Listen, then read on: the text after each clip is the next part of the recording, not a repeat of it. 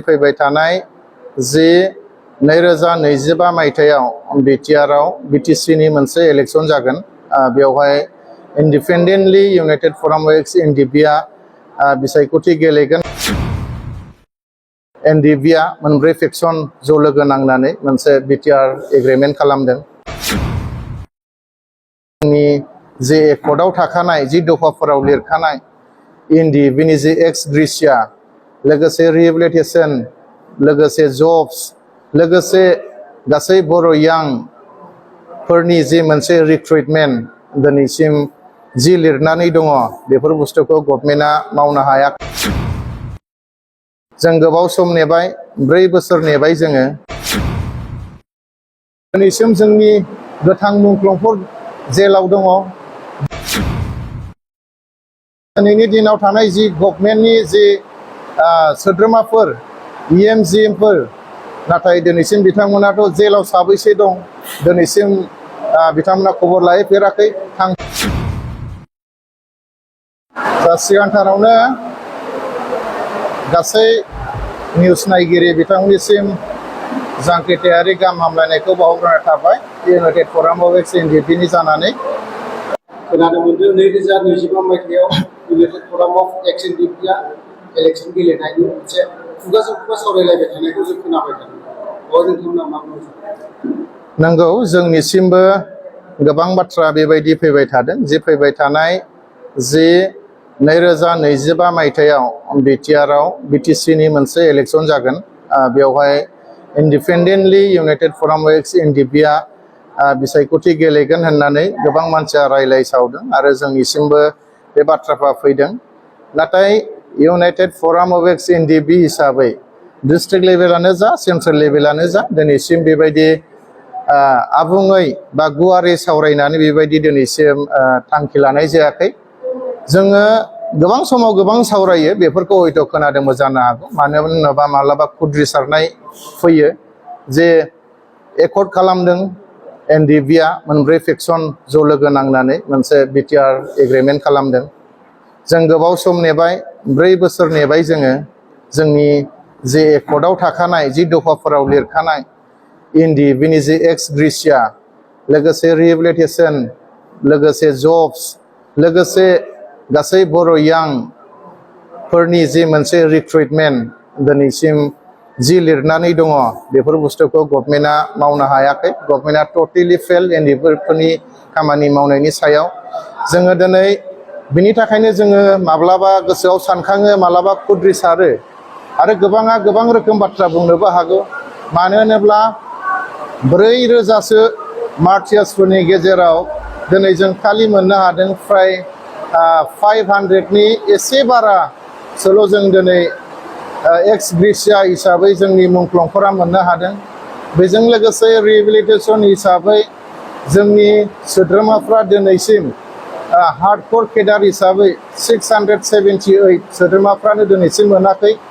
बेजों लोगोसे गभर्नमेन्टआ गावसोरनो बिनाय हिसाबै गावसोरनो होनो होननानै खोथा बुंसेयावबो फ्राय मिलिशियाफोरनि 4000सो दङ। बेखौबो बिथांमोना गावसोरनो बिदोंमोन, गावसोरनो पुलिस भेरिफिकेसन खालामदोंमोन, नाथाय दिनैसिम बिथांमोना बिनि सायाव ओरैनो थगायनानै दोननाय जादों। बेफोरखौ लानानैनो गोबां जोंनि सोद्रोमाफ्रा खुद्रिसारो। माब्लाबा फननि गेजेरजों बायदि बायदि सावरायो, माब्लाबा गावजों गाव माब्लाबा साहा दखान बायदिसिना दखानफ्रावबो रायलायनो गोनां जायो। जे फैबाय थानाय समफ्राव एनडिएफबीआ गावनो जुदि इलेक्शन गेलेया अब्ला जोंनि समस्याफ्रा जोबनाय नङा।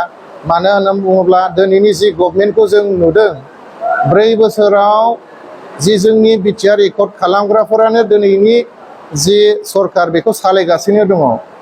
दिनै बिथांमोना जोंनि समस्याखौ मावनानै होनो हायाखैब्ला फैबाय थानाय समफ्राव आरो एनडिएफबीनि अनगायै बा एकर्ड खालामग्राफोरनि अनगायै जुदि सोरबाया जुदि बे गभर्नमेन्टखौ सालायफैयोब्ला अब्ला बिसोरलाय जोंनि समस्याखौ मा समाधान खालामनो?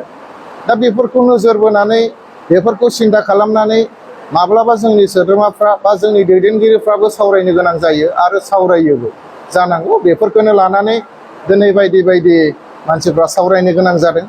आरो जुदि गोनांथि जायोब्ला जोङो गेलेया नङा, गेलेनांगोनबो। रायजो राजाफ्रा जुदि जोंखौ लुबैयोब्ला आरो जोंनि समस्याखौ जुदि समाधान खालामनोब्ला जोङो गेलेया नङा गेलेनोबो गोनां जागोन। मानो होनोब्ला दिनैसिम जोंनि गोथां मुंख्लंफोर जेलाव दङ। दिनैनि दिनाव थानाय जि गभर्नमेन्टनि जि सोद्रोमाफोर EMGMफोर, नाथाय दिनैसिम बिथांमोनाथ' जेलाव साबैसे दं दिनैसिम बिथांमोना खबर लाहैफेराखै, थांफेराखै। बबे जेलाव साबैसे दङ, साबैसे मुंख्लं दङ, साबैसे NIA नि केसाव दङ, साबैसे थादानि केसाव दङ, साबैसे CBI नि केसाव दङ, दिनैसिम भुटानाव सोर साबैसे जेलाव दं, नेपालाव सोर दङ, दिनैसिम रावबो बिथांमोना मिथिया। दिनै जोङो निउसाव बुंबाय, निउसाव खोनासंनानै हयथ' माब्लाबा बिथांमोना बुंनो हागौ, नाथाय जों मिथिनायाव, जोंनि नुनायाव बिथांमोना माब्लाबाबो दिनैसिम जेलाव थांफेराखै। बिथांमोना मा अबस्थायाव दङ बिथांमोना खबर लाफेराखै।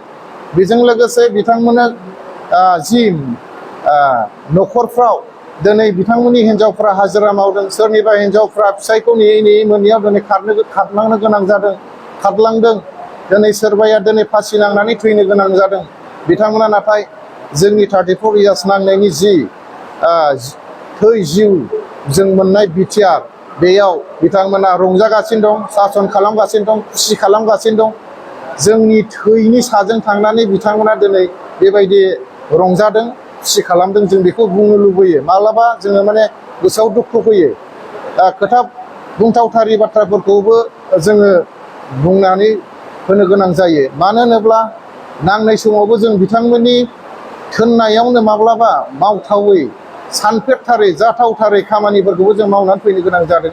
बारसोम बारसोम फैनो गोनां जादों। दिनै जोंनि सोद्रोमाफ्रा अबे बांलादेशआव सोर मुंख्लं जानानै थाबोखो, दिनै म्यानमाराव सोरनि गोथै दङ, सोरनि हारा दङ, भुटानाव सोरनि गोथै, सोरनि हारा दङ, बिथांमोना जेबो मिथिया। मोनथिसेयावबो मोनथियै बायदि खालामनानै दङ। बेनिखायनो जों दुखु मोनो। दिनैनि दिनाव जि इउनाइटेड फराम अफ NDFBआ जि नेक्स्ट बाराव इलेक्सन गेलेया, बेबो जाथावबो नङा, गेलेनोबो हागौ आरोखि।